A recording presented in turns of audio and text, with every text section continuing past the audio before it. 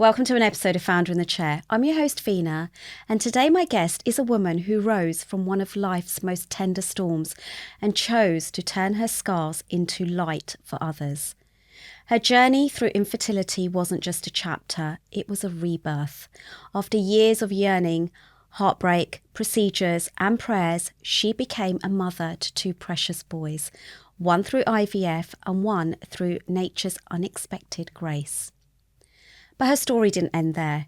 She felt a calling deep within her soul to guide others who were still in the dark, searching for hope. She walked away from a successful career in dentistry and stepped into her purpose, creating Lotus Fertility Coaching, a sanctuary of compassion, healing and emotional safety for couples longing to hold a child. She is the embodiment of resilience, softness and strength, a reminder that even in the mud, the lotus rises. So I'm so excited to welcome the radiant and deeply inspiring Hema. Welcome, Hema. Thank you so much. Wow, you left dentistry. Yes, I did. A big decision that I made. I can imagine. After how many years of studying? So it's 5 years of studying at university, and then you have to train afterwards in practice for another year. So it's like 6 years in total of studying. And you left when? I stopped practicing when I had my first child, actually. Okay. So the plan was to go back after I'd had him. Okay. And then I fell pregnant again with my second. Uh-huh. And then at that point, I decided that something needed to change. So that's when I started to embark on this journey of training to become a fertility coach. Wow. So walking away from that successful career in dentistry, Yes. obviously it couldn't have been easy. No, not What at all. gave you the courage to start over and follow your calling into fertility coaching? Like, what was that moment? I think it was when I went through quite a kind of massive life change, which was the breakup of a very long-term relationship. Okay. And at that point, I realised that I wasn't really fulfilling my purpose.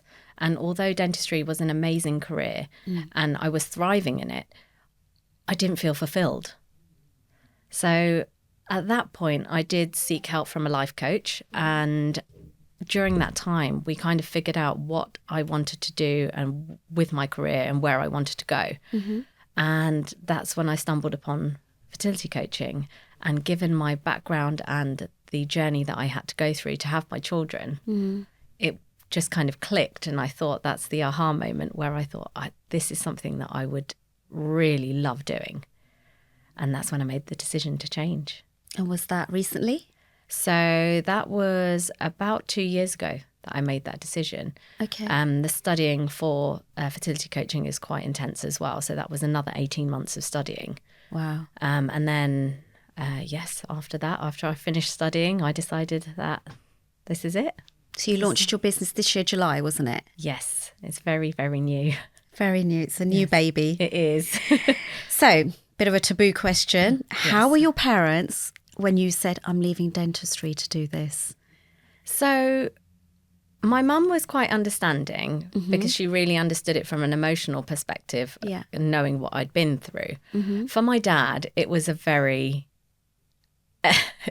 difficult for him to get his head around. They couldn't really understand why I would want to leave such a great career, which I worked really hard for something that they didn't really know much about.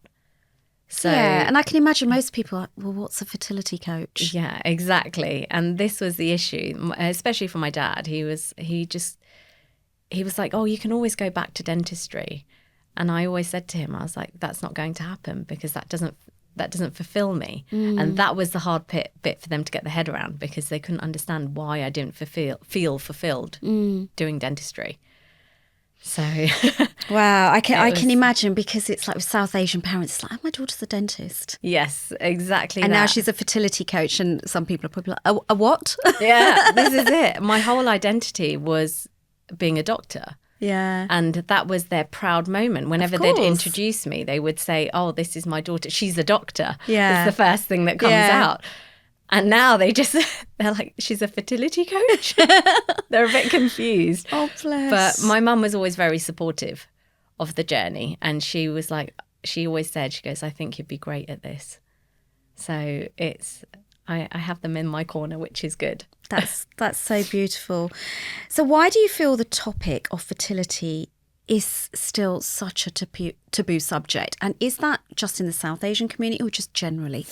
I think it's very much so in the South Asian community. And actually, generally, it's still a taboo subject. I mean, for me personally, I think that given my background, people always told me to keep quiet about my fertility journey. It was always something that was never spoken about, especially in our parents' generation where they don't really talk about their emotions, feelings, their struggles. Yes. It wasn't something that was ever spoken about. So I think that makes people silence what they're going through because they're so worried about what their parents are going to think or what the community are going to think that they don't ever speak about it. And it's such a difficult journey to go through alone, which is why I'm speaking out about my journey. And I think it's so important that we break this kind of narrative that it is a taboo when it's actually not. There's so many people that are going through it and they feel very isolated because no one speaks about it. So how long did you go through it for? So my fertility journey was 6 years. And I started off by kind of doing the we'll try and everything will work out. And then it gets to kind of the 2-year mark. And then you think, okay, this isn't happening, which is when I sought medical intervention. And then I went through multiple procedures to try and get to the bottom of it, to try and figure out why it's not happening. And then I did a year of holistic treatment. So I did a year of Ayurvedic acupuncture and taking Ayurvedic medication. That didn't work. And then I decided to embark on the IVF journey, but I actually did that abroad. I didn't do it in England, which was also very scary. Where did you go? I went to the Czech Republic. Okay. So it's very well renowned for fertility treatment. And the cost implications, obviously, of fertility treatment is very expensive. So doing it there meant that it did cost a bit less. But also I was leaving all of my family behind to go on this journey abroad. And it was very, very scary at the time. And I didn't know anyone who had ever done that before. So. Wow. So when you say you go abroad, how long do you go for? So I was there so it's done in stages. So all of my scans and all of my blood tests and everything were done in England. So I chose a clinic in England to do that. And then I went out to the Czech Republic initially for 2 weeks. And during that time, they did the egg retrieval. And then I waited a few days for the embryos to form. And then they popped them back in. And then I flew home. And then it was just a waiting game after that. And did you fall pregnant from the procedure in Czech Republic? I didn't the first time, no. Okay. So all my hopes were pinned on that. I did everything right. So my diet was great. I was exercising well. I was really taking care of myself. And I was absolutely positive that it was going to work. And it didn't. And then when that failed, I had to then put myself back together and pick up the pieces because I found it very difficult to accept that it had failed. I'm naturally a high achiever. So I put loads of effort into everything and I'm normally in control of everything. And when things were out of my control, I found that very difficult to accept. And then it took a few months for me to come around to the fact that I'm going to have to go through that again. So that was tough. Bless you. And you went back to Czech Republic? I went back. So the second time around, it was far more positive, I would say. I went in with a completely different mindset. I thought, okay, if this doesn't work, I'm going to plan my trip to Bali. I'm going to go and find myself and everything's going to be great. And I was just there for a weekend, so a long weekend. I was very lucky that I had some eggs on ice. So I had some frozen embryos, and then they popped 2 back in. And then from that, I actually had my first son. Wow. So it was amazing.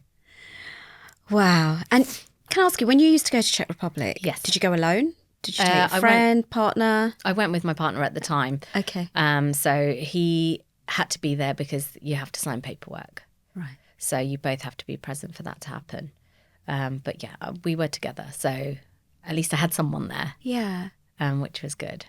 I think the first time around, I felt very lonely. Yeah. But I made that decision to go on my own because I just didn't want to deal with everything that was going on at home. I didn't want to have to answer questions. So I did isolate myself. Yeah. The second time around was much easier. It was much nicer. Wow, I'm so happy it Thank worked. you. Wow. How did infertility change your relationship, not just with your partner, but with yourself as well? Infertility changed my relationship with myself because I feel like there was a lot of self-loathing there. I felt as though I resented my body for not doing what it was supposed to do. And I felt very upset. It was very hard for me to come to terms with the fact that I couldn't get pregnant naturally. But it also taught me a lot of resilience. I became very resilient through the process. And it got to a point where I did learn to love myself again and love my body and accept that this was just my journey and this was what I was meant to go through. As for my relationship with my partner, it was a huge challenge. Something that a lot of people don't actually talk about. It puts a massive strain on your relationship. I feel like the whole thought process of men are from Mars and women are from Venus really comes into play at that point because we really don't understand each other. And it's a difficult process for the woman because you're so in your own journey and the only thing that you can think of is, I'm going through this. I'm having to do the injections. I'm having to take all the medication. I'm being poked and prodded. And he just has to do, his input is very minimal. But from a man's perspective, it's very much so that we don't understand the emotional impact that it's having on him, having to watch you go through that. And I think during my journey, I don't think I took that into account. I don't think I took his perspective into account at the time. I was so focused on my own journey that I didn't really think about him at the time. And I think that's a massive thing in a relationship. And we just don't talk about it. We know so many couples that are going through their own fertility journeys and everyone's just like, yeah, we're fine. But deep down, you know that things are not fine. There is a breakdown of communication between the two of you, and that's okay. It's just working through that to get to the next point and supporting each other through the journey. So did you do that? Did you two talk about it, support each other? We did. I think he found it very hard to emotionally support me. Physically, he was there. He was able to, came to the appointments and things like that. But emotionally, I think I needed a lot more support.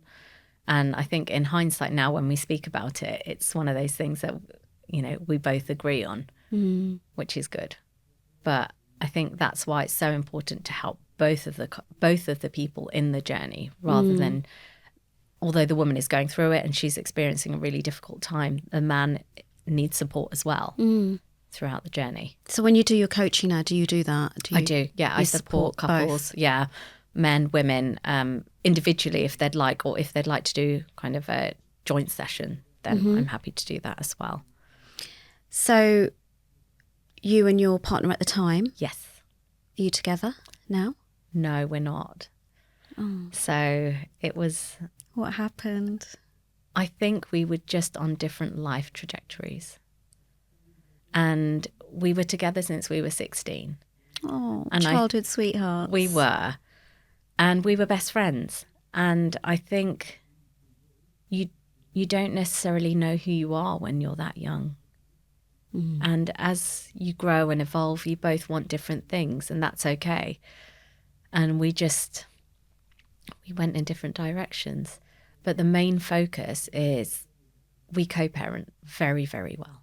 That's lovely. So we both made that decision. We brought these children into this world, and they are the most important thing out of anything, all feelings aside, from both of our parts. And if we can raise them together well, then that's the most important thing, really. Everything else comes secondary. I love that. And then you had your second child? Yes. How soon after the first one? So he came 11 and a half months later. Wow. It was... And completely naturally. Yeah, it was a shock. He surprised us very much so. Yeah. I was already planning my next IVF cycle. But because I had an emergency C-section with my first, you have to wait a year before doing another IVF cycle. So I had already contacted the clinic and I said, I'm going to be coming back out there. Lo and behold, I was actually pregnant naturally. Brilliant. And Isn't it amazing? You hear of that quite a lot, actually, don't you? I think the body just resets. Yeah. So it remembers what it's supposed to do. Yeah. And you're very fertile after you've had a baby. So if anything, if you're going to try for a second, yeah, straight after, don't hang about, just get cracking. Just get cracking. Okay, that's beautiful to hear that. So Hema, many couples listening might be scared to open up. Yes. They feel like they've got to just hold it all together. How do you help them feel supported and understood in that very first conversation with them? So I think the most important thing is creating that safe space for them to talk about their journey and talk about the way that they're feeling. There are so many emotions that you feel when you're going through the fertility journey. You can feel guilt, shame, jealousy even. And that's okay. And having someone to hear you and see you is so important. I mean, I wish I had that during my journey. I didn't have anybody to confide in. So you sit with those feelings and it kind of eats away at you. So for couples, it's so important that when they come to me, they feel safe to talk about their feelings and to know that I am there to support them throughout the whole of their journey. Whether it works or whether it doesn't, it's very unpredictable. Fertility is. You're not always guaranteed the outcome that you want. But knowing that someone is there backing you and in your corner is a massive help.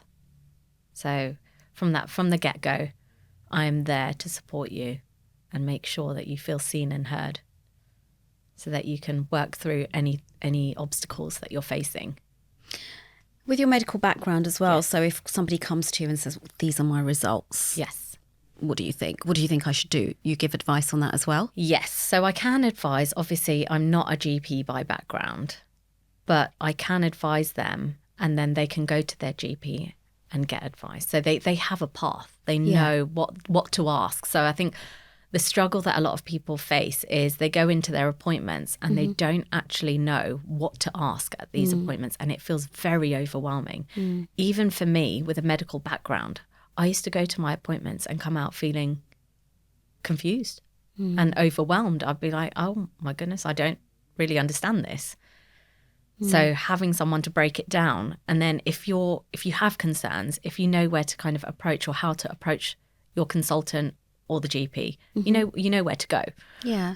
So I'm happy to look at results and give advice on what to do next and who to speak to next about it. So when you start coaching couples, Yes. do you speak to them together or individually, or how does it work? So if a couple came to you now, from the beginning, what happens? So a lot of the time it's actually the woman that approaches. So I would have a coaching call with her first. I currently have a client at the moment who has suggested and said that her husband would really benefit from doing this as well, but she said they would do separate sessions. Right. And I think that's partly because sometimes it's very difficult to be completely honest. Yes. I can imagine. Even with marriage counselling, maybe it's probably the same. So I think it potentially is more beneficial to do it separately, and then maybe like the first session and the last session doing that as a joint. But I think you can both be more honest when the other one's not actually listening in. Yeah. Do you end up in these, I know they're for fertility coaching, do you end up coaching their relationship instead? Sometimes, yes. That can be out of my remit. So I'm not a counsellor either. Yeah. But having lived it, Yeah. I think giving some positive advice to help relationships I can do that, because I know what it's like to sit there and not feel understood by your partner, and for him to feel helpless in the situation. So having lived it, I think, giving advice to couples and trying to help them through their relationship is definitely within the scope of practice. And once they've had the baby? So once they've had the baby, I'm currently studying again to support women through their whole journey, so all the way up until menopause. Oh, wow. So that's the next stage of my learning. Okay. So not only will I be learning about what happens when you first start your period and coaching the younger generation, I'll be able to support women throughout the whole journey up until menopause. So even after pregnancy, I'm still there to help you and support you and coach you. Isn't it like women go through so many chapters? Like you start your periods, then you're trying for a baby, then you go through menopause, and the menopause is like the final chapter. It is. It just feels like it doesn't end for us, really. I know, right? First you're having periods, and they might be heavy, they might not be light, then you can't have a baby, or you can have a baby, and then they stop. But then your body's changing so much as well. Massively. I think that is also not spoken about, especially in our community. Our mums and our grandmas went through so much, and they couldn't prepare us for those changes either. Because they didn't know half the time what they were going through. They didn't understand. And I think it's so important to educate the new generation, the next generation that are coming through, and to know what's normal and know what's not. I wouldn't want the young girls of today to have to go through what I went through in my fertility journey. So if I can prepare them and help them understand their bodies so that they're prepared for when they do get to that age where they want to have children, they know how to deal with it. And also the menopause, at some point I'm going to be going through it. So I want to be prepared. I want to know how to help my friends and help myself through that journey. I remember when I started going through menopause, I didn't know that I was going through menopause. Went to the GP and they were like, oh, you're just stressed. Are you sure you're not feeling depressed? And they were taking me down that route because I was still having a period. I see. But I was having all the symptoms of perimenopause. So you just go away really confused and like, what's wrong with me? And then you start thinking you're stressed, whereas like, am I really that stressed? But no, the GP's telling me I'm stressed, so I must be stressed. And then a few months later, eventually it was like, oh, you're perimenopausal. And then it all made sense. And then obviously, you get help, HRT or whatever, or if you decide to go on HRT or not. But when I asked my mum, I was like, oh, what age were you, or how did it feel? She was like, oh, it just happened. The periods just stopped. I'm like, did you get hot flushes? Yeah. How did you cope? Just did. Got on with it. You just got on with it, exactly. And there's us like, oh my God, I can't cope, need a fan, didn't have to do this. And it's like the worst thing ever, the brain fog. And you're like, how did they do it? I think that's the thing. They built themselves up to be so resilient, but they never put themselves first. No. That's the thing. They wouldn't have even gone for help. No. They didn't even know they needed help. Yeah. And that's something that needs to change. Yeah. Because we shouldn't just have to power through. We should be able to get help and have support through that. Yeah. So it's like how many employers now actually have help for women going through menopause. It's incredible. Like I had a client who said like they moved my desk to near the window because I need to open the window, or I need to be under the AC, for example. Yeah. And I was like, wow, when I worked in the corporate world, they didn't do that. Now I'm showing my age now, but it's so nice to hear that they have support. I know there wasn't that much awareness, I think. It's become a very new thing that they're taking women's health quite seriously now. I think Yeah. before we were just expected to get on with it. Yeah. It And doesn't matter now- if you're having period cramps, you're still coming in. Yeah. And like so many women are struggling with the symptoms of like endometriosis. And that can be extremely debilitating for some women. And to be expected to just kind of get on with it and go to work is just insane. So, you know, we need to change that. We need to raise the awareness and help these women who are going through that. I love that. So Hema, if someone's listening now and they want to speak to you about fertility coaching, how do they get hold of you? So at the moment, it's just through my Instagram. My website is currently under construction. So that's going to be set up, I think, in the next few weeks. Right. So the main port of contact is Instagram. So Lotus Fertility Coaching. Lotus Fertility Coaching, Yes. perfect. And from, let's say they send you a DM. Yes. Are you very active and you're going to get back to them straight away? I'm very And then what active, happens after that? Is it a call? So yeah, we can do like a little discovery call, which is about 15 minutes just to see where they're at in their journey. Right. And then I can explain kind of the options that are available in terms of the plans that we have. Right. And then go from there and see if they'd like to sign on. And can you tell me the plans? What do they Yes. vary price-wise? What do they vary from? So the first option is just to do a 90-minute kind of call just to see, just for general advice. Right. So the cost of that is $247. The next option after that is the 1-month program. Right. So that involves having, you have a coaching call at the start and a coaching call at the end. And then depending on where your needs are, we send you protocols that you work on throughout that month. And the cost of that is 1,333. 1,333. And then the next option is the 3-month program. So within that, you have 6 coaching calls bi-weekly. And you have Voxer access, so you can message me anytime, Monday to Friday, and I will get back to you with any queries that you might have. And then the protocols are bespoke to what you need. And then within that, it's up to you if you want to do coaching for your kind of your well-being, so your nutrition, health, dealing with stress, sleep, those kind of things, or whether you want to work on your mindset. So we can just tailor it to what you need. And the cost of that is 3,333. So, Brilliant. Thank you.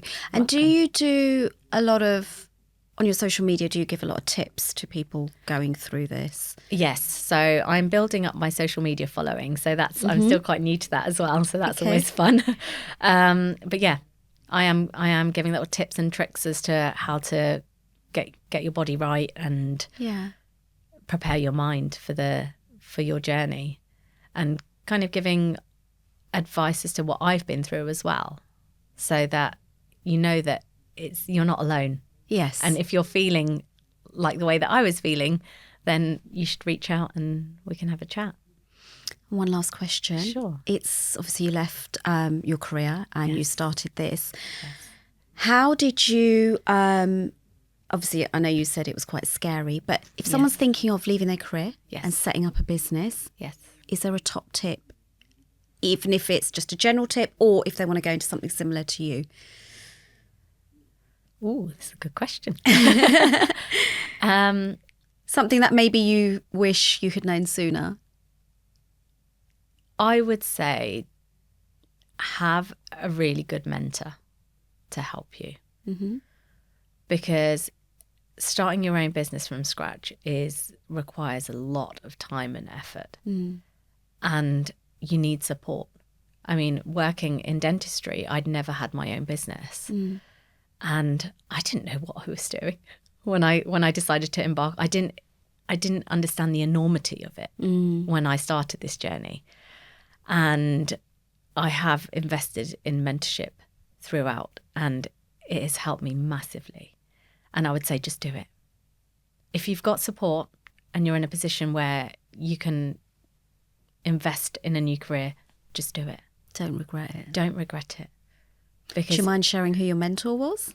So the mentor was, I worked with Sean Kyra. I'm still working with her. And Leah Fitzgerald, who was part of my course. So she's been an amazing mentor throughout. So much support.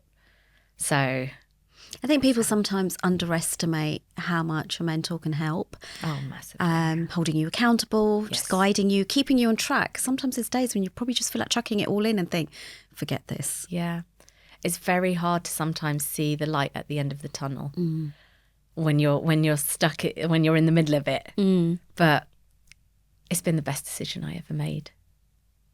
Because I think for the first time I felt like I'm fulfilling my purpose in life. Yeah. Which is crazy. Do you know what? Filling your purpose. Not everyone gets to fulfill their purpose. No, they don't. And if you get the chance and you're sitting here today telling the story, I'm so happy you've come on today, because Thank you. when you said what you do, there is so many people out there who need somebody like you. They do.